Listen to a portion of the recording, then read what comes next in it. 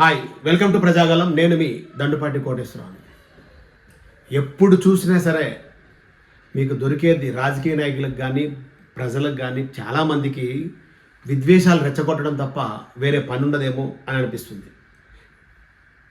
గత 70 అంటే స్వతంత్రం రాకముందు, స్వతంత్రం వచ్చిన తర్వాత కూడా ఫిల్మ్ ఇండస్ట్రీ, సినిమా ఇండస్ట్రీ, కొంతమంది అంటారు, ఒక ఎమ్మెల్యే అన్నాడు నిన్న, రంగులు పూసుకున్న వాళ్ళు ఇక్కడ లేకపోతే మాకేమవుతుంది, మేము బతకలేమా, ఏది వద్దు అనడానికి మీరెవరండి? తెలంగాణ సాధించుకున్నప్పుడు కానీ, తెలంగాణ ఉద్యమంలో కానీ, ఇట్లనే మాట్లాడినప్పుడు కానీ ఎన్నో ఇబ్బందులు పడ్డ ఇండస్ట్రీ. ఆ రోజు దిల్ రాజు గారు లేరా? ఆ రోజు నితిన్ లేరా? అందరూ ఉంటారు. ఇది సినిమా. ఒక ప్రాంతీయ అభిమానం రెచ్చగొట్టే ప్రయత్నం మాత్రం ఎవరు చేయకూడదు. తెలియకపోతే తెలియనట్టు ఉండాలి. రేవంత్ రెడ్డి గారు ఎక్కడ తప్పు మాట్లాడలేదు.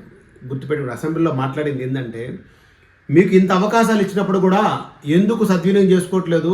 ఆయన press meet, Allu Arjun press meet పెట్టినప్పుడు కూడా ఎక్కడ కూడా క్షమాపణ అంటూ పశ్చాత్తాపం పడినట్టు ఎక్కడ కనిపించలేదు. కాబట్టి అది చాలా దారుణంగా అనిపించింది చాలామందికి. నిజంగా ఒక అభిమాని అట్లా జరిగినప్పుడు ఆ కుటుంబం మొత్తము సినిమా చూడడానికి వచ్చినప్పుడు అందులో తల్లి చనిపోయి ఈరోజు వరకు కూడా ఆ బిడ్డ కొన ఊపిరితో ఉండి ఇప్పుడు పర్వాలేదు, డిశ్చార్జ్ అయ్యే పరిస్థితి ఉంది, పర్లేదు అంటున్నారు ఆరోగ్యం. అలాంటి పరిస్థితి ఉన్నప్పుడు చెప్పాల్సిన మాటలు రెండే రెండు. ఆ కుటుంబానికి తోడుగా ఉంటాము, నా వల్ల జరిగిన ఆ కుటుంబానికి నేను క్షమాపణ అడుగుతున్నాను, ఆ తల్లికి ఆత్మశాంతి చేకూరాలని అని రెండు మాటలని ఈ యాక్టింగ్లు చేసుకుంటూ మాట్లాడడం కాకుండా, చదువుకుంటూ కాకుండా మనసులో నుంచి మనకి రావాలి మాటలు. అసలు ఏం జరిగిందంటే, ఆ రోజు ఆర్టిస్ట్ ఎక్స్ రోడ్ దగ్గర నుంచే ఆయన రూప్ టాప్ మీద నిలబడి అందరికీ అభివాదం చేసుకుంటూ ముందుకెళ్ళారని చెప్పి పోలీసు వాళ్ళు రిలీజ్ చేయడం జరిగింది కొన్ని వీడియోలు. అసలు ఆయన ఆ సంఘటన జరిగిన తర్వాత, ఆయన అరెస్ట్ అయిన తర్వాత, ఆయన బయటకు వచ్చిన తర్వాత, బెయిల్ మీద తర్వాత ఒక ప్రెస్ మీట్లో ఏమన్నాడు అంటే ఒకసారి చూద్దాం. సార్, నా వరకు అసలు ఏ పోలీసు కానీ ఎవ్వరూ నాకు వరకు అసలు నన్ను కలవలేదు, నాతో ఏం చెప్పలేదు. అయితే ఆయన కలవనివ్వలేదు.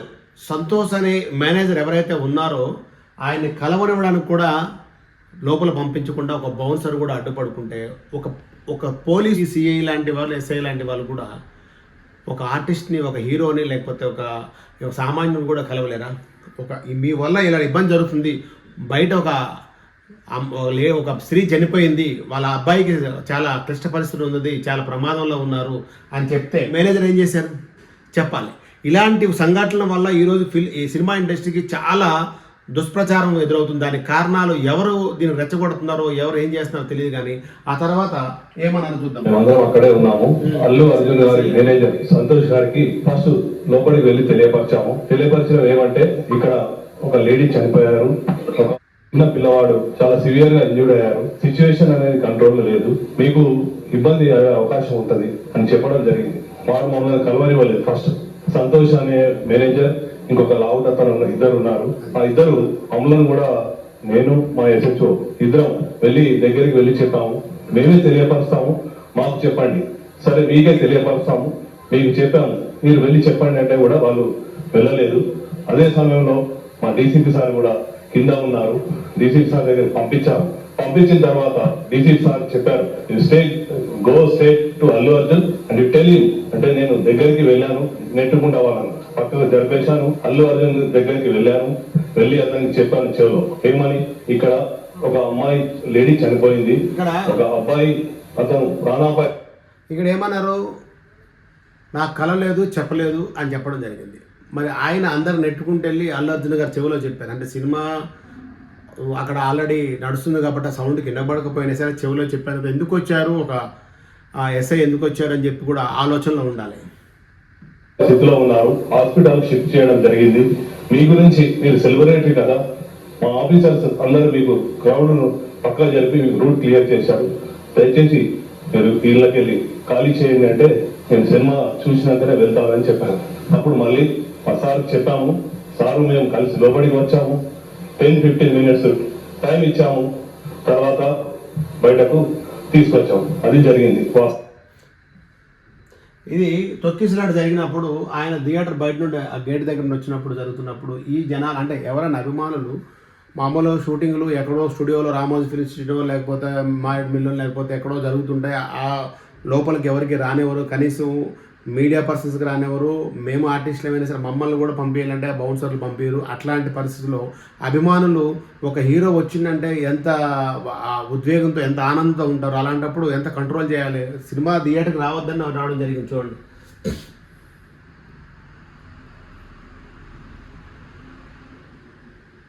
ఇప్పుడు Telangana FDC chairman, film development corporation chairman Dil Raju garu ఏమంటున్నారు ఒకసారి విందాం.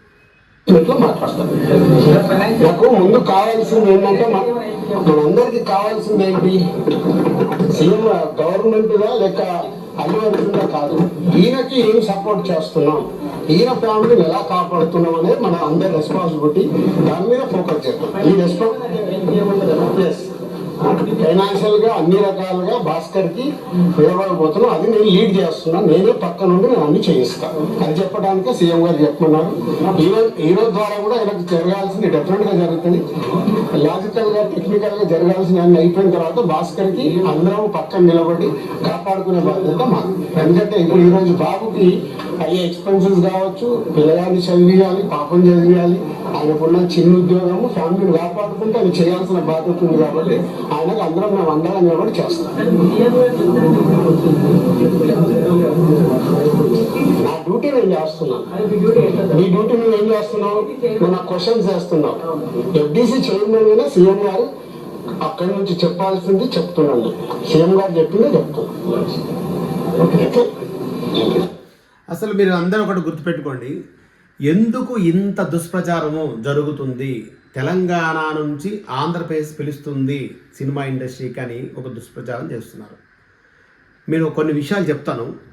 మనం తమిళనాడు నుండి రావడానికి ఎంత కృషి చేసి ఎంత పట్టుదలతోటి ఆ రోజు ఎంతోమంది సీనియర్ ఆర్టిస్టులు అందరూ కూడా ఇక్కడ రావడానికి ఎంతో ప్రయత్నం చేస్తే రావడం జరిగింది హైదరాబాద్కి.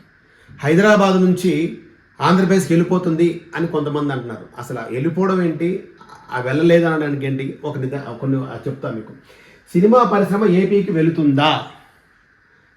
చాలామంది ఇప్పుడు ఎవరైతే డిబేట్లు చేసుకుంటున్నారో, ఎవరైతే ఒక ఎమ్మెల్యే మాట్లాడినాడో, రంగులు వేసుకున్న వాళ్ళందరూ మాట్లాడినారో, తీన్మార్ మల్లన్న మాట్లాడింది కానీ ఎవరికి అరే తురే కొట్టుకొని మాట్లాడుకొని ఇష్టం వచ్చినట్టు మాట్లాడుకొని ఒక డైరెక్టర్ని తిట్టి వార్తలు చెప్పడం అంటే చెప్పండి అబ్బా.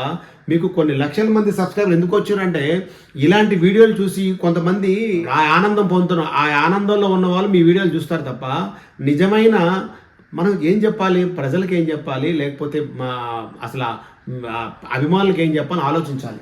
ఈ సినిమా పరిశ్రమ ఏపీకి వెళుతుందా అని అడిగారు. అందరూ అడుగుతున్నారు. ఏపీకి వెళ్ళడం ఏంటి?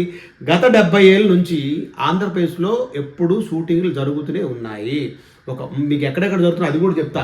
ఇప్పుడు వెళ్ళడం కాదు, అక్కడ కాకుంటే ఇప్పుడు ప్రపంచంలో ఎక్కడైనా వసతులు మరియు సేఫ్టీ ఒక హైదరాబాద్లో ఉంది. ఎందుకంటే హైదరాబాద్ని ప్రపంచంలో ఎక్కడైనా సరే చూడండి, అది తమిళనాడు చూడండి, అమెరికా చూడండి, ఎక్కడ చూడండి, ఎక్కడ లేని సేఫ్టీ ఏంటంటే హైదరాబాద్లో ఉంది. ఇక్కడ నుండి వెళ్ళాలని 2014-2019లో 19 వరకు చాలా ప్రయత్నాలు జరిగిన. అందరు వెళ్దామని ఆర్టిస్ట్ అయినా ఒకరోజు షూటింగ్కి వెళ్ళిన తర్వాత ఆంధ్రప్రదేశ్లో ఎక్కడైనా వైజాగ్లో సపోజ్ షూటింగ్ చేసుకొని 10 నిమిషాలు షూటింగ్ చేసుకున్న తర్వాత మళ్ళీ క్యారీవ్యాన్లోకి వెళ్ళకపోతే వాళ్ళ ఒక అర్ధగంటకు ఉండలేరు. అంత వేడి ఉంటుంది, అంత చెమటలు వస్తాయి, అసలు మొత్తం ఒళ్ళంతా తడిచిపోతుంది. అయితే హైదరాబాద్లో సేఫెస్ట్ ప్లేస్ ఒక షూటింగ్స్కే కాదు, వాతావరణానికి కానీ టెర్రరిస్టులకు కానీ ఏ ఒక్క విపత్తులు జరగకుండా చాలా మంచి ప్రదేశం ఇది. ఇక్కడ వదిలి వెళ్ళిపోతున్నారని షూటింగ్స్ ఎప్పుడు ఆంధ్రప్రదేశ్ జరుగుతూనే ఉన్నాయి. ఇక ఏపీకి వెళుతుందంటే ఇప్పుడు కాదు, 70 సంవత్సరాల నుండి షూటింగ్స్ జరుగుతూనే ఉన్నాయి, స్టూడియోస్ ఉన్నాయి. అక్కడ రామానాయుడు గారితో పాటు ప్రతి ఒక్కరు చిన్న చిన్న స్టూడియోలు కట్టారు. కొత్తగా మీకు మనం యారాడ బీచ్కి వెళ్తున్నప్పుడు ఆ కొండలన్నీ కలిపి ఒక స్టూడియోకి లీజ్కి ఇవ్వడం జరిగింది. కానీ ఆ స్టూడియో ఏం నిర్మించలేదు అక్కడ. ఈ జగన్మోహన్ రెడ్డి వచ్చిన తర్వాత మొత్తం కొలాప్స్ అయిపోయి అందరూ నా కాళ్ళ దగ్గర ఉండాలి, ఏది ఇక్కడ జరగకూడదు అని చెప్పి ఉద్దేశంతో తప్ప, లేకపోతే ఈరోజు వరకు ఆంధ్రప్రదేశ్లో ఎప్పుడూ షూటింగ్లు అవుతుంటాయి. మారేడుమిల్లి లొకేషన్స్లో రోజు షూటింగ్ జరుగుతుంది. మీరు గుర్తుపెట్టుకోండి, మనము రామోజీ ఫిల్మ్ సిటీ ఇంత పెద్ద స్టూడియోలో ఒక 10 షూటింగ్లు అవుతాయేమో చూద్దాం ఓ రోజుకి. ఒకవేళ రోజు జరిగితే ఒక 5, 6, 10 అవుతాయి. కానీ మారేడుమిల్లిలో అంత దూరం వెళ్ళి రోజుకి 2 షూటింగ్ గ్యారెంటీ జరుగుతుంటాయి. అక్కడ లొకేషన్స్ బాగుంటాయి. అట్లా రాజమండ్రి గోదావరి, వైజాగ్, మీకు ఎక్కడ చూసినా షూటింగ్ జరుగుతుంటాయి. తలకోన, మీకు తిరుపతి, తలకోన, ఇట్లా ప్రతి ప్రదేశం జరుగుతుంటాయి. అంటే ఆర్టిస్టులు ఎవరైతే యాక్టర్స్, హీరోలు వాళ్ళందరూ అక్కడ ఇల్లు కట్టుకునే ఉండగలుగుతారంటే ఆ వాతావరణానికి కొంత సమయం పడుతుంది. వెళ్ళినే వెళ్ళకపోనే. ఇది తెలుగు రాష్ట్రాలు, గమనించండి. అక్కడికి వెళ్ళి స్టూడియోలు పెట్టుకున్న అక్కడ యూనియన్లు ఉన్నాయి, అసోసియేషన్లు ఉన్నాయి, అన్నీ ఉన్నాయి అక్కడ ఫిల్మ్ ఛాంబర్ కూడా ఇప్పుడు ఎఫ్డీసీ చైర్మన్గా మొన్న పోసాని కృష్ణమూర్తి గత 5 ఏళ్ళు కూడా చేయడం జరిగింది. అలాంటిది ఈరోజు ఆ పృథ్వీరాజ్ దాని కొరకే తిరుగుతున్నాడు. ఎందుకు? ఎఫ్డీసీ చైర్మన్ కొరకే తిరుగుతున్నాడు. కాబట్టి ఇవన్నీ గుర్తుపెట్టుకోండి. ఆంధ్రప్రదేశ్ వెళ్ళిపోతుందని దుష్ప్రచారం చేయొద్దు దయచేసి. ఆంధ్రప్రదేశ్లో ఎప్పుడూ షూటింగ్ జరుగుతూనే ఉన్నాయి. ఎవరైతే ఈ రంగులు వేసుకొని మాట్లాడుతున్నారు అని చెప్పి అంటారో, ఎవరైతే ఆ రంగులు వేసుకొని మాట్లాడిన తమిళనాడులో కానీ ఆంధ్రప్రదేశ్లో కానీ రాజకీయాలను శాసించి రాష్ట్ర పరిపాలనలో ముఖ్యమంత్రులుగా కూడా అయ్యారు. ఇక మీదట కూడా అవుతారు. ఈరోజు ఆంధ్రప్రదేశ్లో డిప్యూటీ సీఎం కూడా ఆ కళాకారుడే. నోరు మాట్లాడినప్పుడు కొంచెం జాగ్రత్తగా మాట్లాడాలి. మీ వల్ల మీరేదో సీఎం గారికో లేకపోతే ఎవరికో మంచి మాట్లాడామని అనుకుంటారేమో, కానీ ఆయనకు కూడా తెలుసు, ఇండస్ట్రీ కొరకు తెలుసు, ఆయన ఎప్పుడు మాట్లాడుతూనే ఉంటారు. మీరు దయచేసి మీరు మాట్లాడేటప్పుడు ఒక శాసనసభ సభ్యుడిగా కానీ ఒక పార్లమెంట్ సభ్యులుగా కానీ మీరు ఏం మాట్లాడుతున్నారు ఏంటి అని తెలుసుకోకుండా మీకు ఆ సీట్ ఇచ్చి గెలిచి ఆ ప్రజలు మీకు అందలం ఎక్కించారంటే అంటే మీకు ఏమి తెలియకపోయినా సరే ఆ పార్టీని చూసి గెలిపించారా, లేకపోతే మీకు కూడా రాజకీయ అవగాహన ఉందని అయితే తెలుసుకోవాలి మీరు కూడా. ఇక మీదట ఏ వ్యక్తి మాట్లాడినా సరే కొంచెం జాగ్రత్తగా మాట్లాడితే బాగుంటుంది. ఏది ఎక్కడికి తరలిపోదు. అన్నీ అక్కడ కూడా ఉన్నాయి, ఇక్కడ కూడా ఉన్నాయి, అక్కడ కూడా షూటింగ్ జరుగుతున్నాయి. ఒకవేళ వెళ్ళినా అక్కడ లొకేషన్స్ బాగుంటాయి, కానీ ఉండడానికి సౌకర్యంగా ఉన్నా సరే అక్కడ వాతావరణం సహకరించదు. ఇక మీదటైనా సరే అల్లు అర్జున్ గారు లాంటి వాళ్ళు కూడా ఎవరైనా సరే ఈ కథ ఎందుకు వెళ్తుంది, ఎక్కడి నుండి రాజకీయాలు పులుముకుంటుంది, ఎందుకు అల్లు అర్జున్ ఇంటి మీద దాడి జరిగింది, ఎవరు చేయించారు, ఈ రాజకీయ కోణమంతా ఆలోచిస్తే ఒకసారి అల్లు అర్జున్ లాంటి వారు కూడా ఒకసారి బాగా ఆలోచించుకోవాలి. ఎందుకంటే ఇది ఎక్కడికో దారితీస్తుంది. ఈ సినిమా నా వల్ల సినిమా ఇండస్ట్రీ ప్రాబ్లం అవుతుందా, సినిమా ఇండస్ట్రీ కొరకు కానీ వేరే వాళ్ళు నా వల్లే దీన్ని లైన్లో పెట్టారా అని కూడా ఆలోచించుకొని దీన్ని ఫుల్ స్టాప్ పెడితే తప్ప మళ్ళీ అభిమానులకు కానీ సినిమా పరిశ్రమకు కానీ ఈరోజు సంక్రాంతి రిలీజ్ అయ్యే సినిమాలకి మీకు చాలా ఇబ్బందికర పరిస్థితి. టికెట్లే ఈరోజు ఎంత టికెట్లు ఉన్నాయి, రిలీజ్ సినిమాలు కూడా కొత్త సినిమాలు చాలా భారీ సినిమాలు ఉన్నాయి, వాటన్నిటికి కూడా టికెట్లు పెంచేది లేదని అసెంబ్లీ సాక్షిగా సీఎం గారు చెప్పడం జరిగింది. వీటన్నిటి మీద పెద్దలందరూ కలిసి మళ్ళీ ఎఫ్డీసీ చైర్మన్ అయిన దిల్ రాజు గారితో కలిసి మాట్లాడుకొని మళ్ళీ సీఎం గారి దగ్గరికి వెళ్ళి ఇట్లా జరిగితే మాకు ఇండస్ట్రీకి లాస్, ఈరోజు మాకు చాలా ఇబ్బందికర పరిస్థితులు, మా బడ్జెట్లు పెరిగిపోయినాయని చెప్పి మీరు రిక్వెస్ట్ చేసుకుంటే పనులు అవుతాయి తప్ప ఏదో మాకు అట్లా వచ్చింది ఇట్లా వచ్చింది మాకేం చేయరు మీకేం చేయరు మా సినిమా అయిపోయింది అంటే 10 రూపాయల టికెట్ ఉన్నప్పుడు కూడా 10 కోట్లు సంపాదించే సినిమాలు ఉన్నాయి. 10 రూపాయల టికెట్ ఉన్నప్పుడు రూపాయిన్నర, ₹1.5 నేల టికెట్, రూపాయి కుర్చీ, బెంచి ₹1.5, బాల్కనీ ₹2 ఉండేది. అలాంటి టైంలో కూడా 10 కోట్ల సినిమాలు వచ్చాయి. ఈరోజు ₹1000 పెంచుకున్నాక నేను 1300 కోట్లు వచ్చినాయంటే ఎవరికి కావాలి? ఒకసారి బాగా గమనించండి. బడ్జెట్లు పెంచుకుంటున్నారంటే ఇక్కడ చిన్న టెక్నీషియన్స్కి చిన్న ఆర్టిస్టులకి ఎవరికి డబ్బులు ఇవ్వట్లేదు. వాళ్ళకి అదే 1500 ఇస్తున్నారు, అదే 2000 ఇస్తున్నారు రోజుకి. ఒక కంపెనీ ఆర్టిస్ట్ వెళ్తే అదే 2000 ఇస్తున్నారు, 2500 3000 అంటారు, అదే 1500 ఇస్తున్నారు. మీరు ఎవరికి పెంచుతున్నారు?